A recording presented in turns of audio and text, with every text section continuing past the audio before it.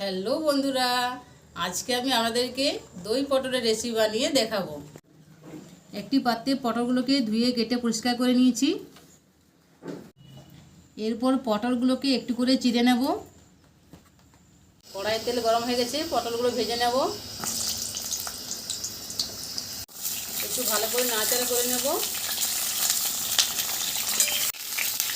অল্প করে নুন দেব,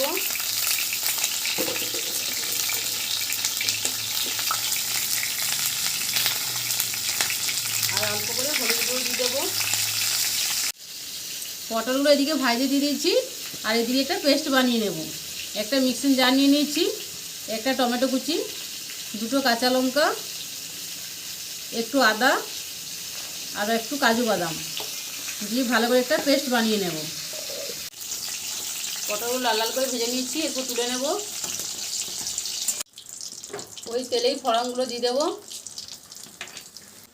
আগে থেকে যে পেস্টটা করে রেখেছিলাম সেটা দিয়ে দেবো।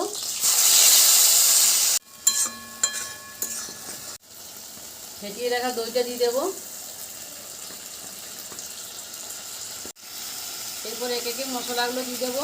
হলুদ গুঁড়ো, লঙ্কা গুঁড়ো, জিরে গুঁড়ো, ধনে গুঁড়ো। মশলাটা ভালো করে কষানো হয়ে গেছে, এরপর জল দিয়ে দেবো। এরপর ভেজে রাখা পটলগুলো দিয়ে দেবো, দিয়ে একটু ভালো করে নাড়াচাড়া করে নেব।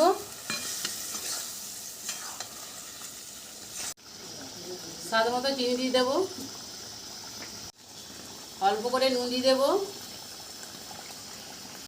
1 চামচ ঘি দিয়ে দেবো। ওপর দিয়ে গরম মশলা দিয়ে নামিয়ে নেব।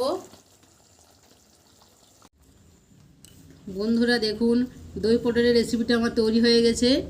কতটা সুন্দর হয়েছে এবার দেখুন। বন্ধুরা, আমার ভিডিও যদি আপনাদের ভালো লেগে থাকে তাহলে অবশ্যই লাইক, কমেন্ট, শেয়ার করে পাশে থাকবেন।